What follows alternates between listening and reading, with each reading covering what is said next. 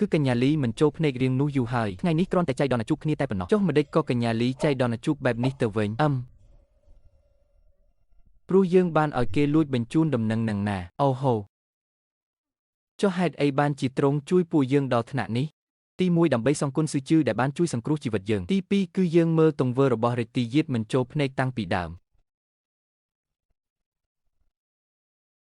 ចុះឯណាឈិនពីង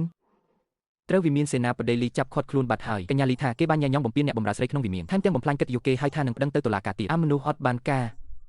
ត្រឹមមនុស្សស្រីម្នាក់ក៏ចាត់ការមិនបានដែរគឺ3នាក់ប៉ុន្មាននាក់ក្រាបទូលត្រង់លីយីម្នាក់នេះលេចមុខមកចៃដន្យពេកហើយក្រែងលោឆឹងវាងបានរៀបចំទុកជាមុនសៀវជីងរុយវិទៀតហើយក្រាបទូលត្រង់ចៅស៊ឺបាត់ខ្លួនហើយស្អីគេនៅហាងស្រាដែលគេធ្លាប់ទៅក៏មិនឃើញសំបីផ្ទះសំណាក់ក៏គ្មានមនុស្សដែរអីវ៉ាន់ក៏មិនបានយកទៅដែរ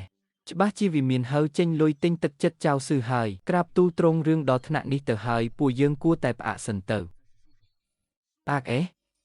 មានហេតុផលអីដែលយើងត្រូវផ្អាកនោះបរាជ័យផ្ទួនបែបនេះព្រះរាជាចាប់ផ្ដើមសង្ស័យហើយបើនៅតែបន្តទៀតខ្លាចស្អីឯងខ្លាចតែនាំភ្លើងមកដុតខ្លួនឯងណាត្រង់ចៅស៊ឺបានលុយហើយក៏រត់បាត់ហ្មងទៅរត់បាត់ចឹងល្អហើយការពារកុំឲ្យគេតាមបិទមាត់តែនិយាយអញ្ចឹងកញ្ញាលីថ្ងៃនេះសម្ដែងសុំសាហាវហ្មងតែខ្ញុំគិតថានាងដូចជាមិនមែនសម្ដែងទេដឹងមើលទៅនាងដូចជាស្អប់ឈិនពីងខ្លាំងមែនទែនតែគិតទៅរទីយៀតប្រហែលជាត្រូវនៅស្ងៀមមួយរយៈសិនហើយមែនទេប្រហែលហើយថ្មីនេះគេខាត់បងច្រើនណាស់ច្បាស់ជាត្រូវសម្រាកសិនហើយខាងរទីយៀតមានសកម្មភាពហើយទៀតហើយលឿនម្លេះមិនមែនសំដៅលើពួកអញទេពួកគេកំពុងស៊ើបអង្កេតប្រវត្តិសោដារបស់ពាណិជ្ជករលួងនៅជាងណានពាណិជ្ជករលួងនៅជាងណានគឺអ្នកដែលស្ម័គ្រចិត្តចុះកិច្ចសន្យាជាមួយវិមានហើកាលពីប៉ុន្មានថ្ងៃមុននឹងណារទីយៀតសង្ស័យថាពួកគេមានការខុបខិតជាមួយព្រះរាជបុត្រច្បងអញ្ចឹងមានន័យថាពួកគេចង់កាត់ផ្តាច់ការផ្គត់ផ្គង់របស់វិមានហើហើយអាចទៅរួចតើ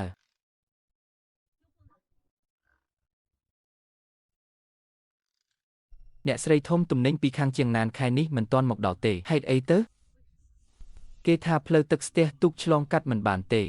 តែតាវូស៊ើបដឹងមកថាជាបញ្ជារបស់មនុស្សខាងរាទីយៀតឲ្យប៉ុស្តិ៍ត្រួតពិនិត្យតាមផ្លូវទាំងអស់ធ្វើការឆែកឆេរយ៉ាងតឹងរ៉ឹងឆែកឆេររកស្អី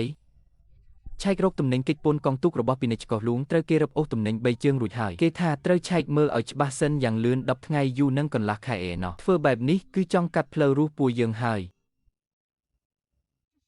មិនមែនចង់កាត់ផ្លូវរស់ទេគឺចង់ឲ្យពួកយើងអានក្បាលចុះចាញ់នោះអី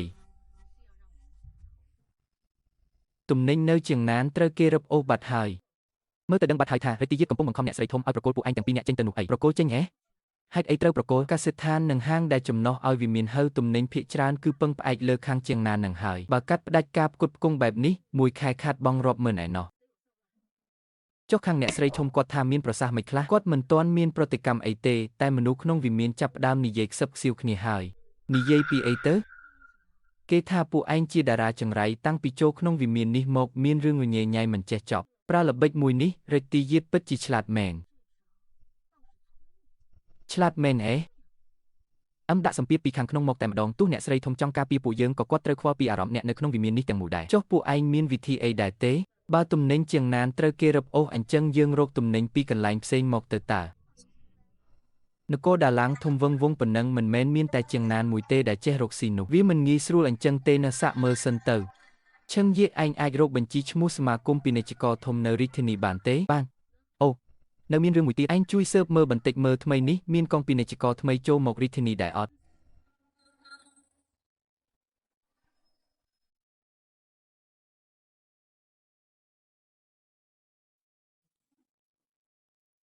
ឯងគិតថាយើងពិតជាអាចរកប្រភពទំនិញថ្មីបានមែនទេសាក់មើលសិនទៅយ៉ាងណាក៏យើងមិនអាចអង្គុយរងចាំសេចក្តីសោកបានដែរមានកងពាណិជ្ជករមកពីក្រៅប្រទេសចូលចតនៅកំពង់ផែជៀនកងពាណិជ្ជករក្រៅប្រទេស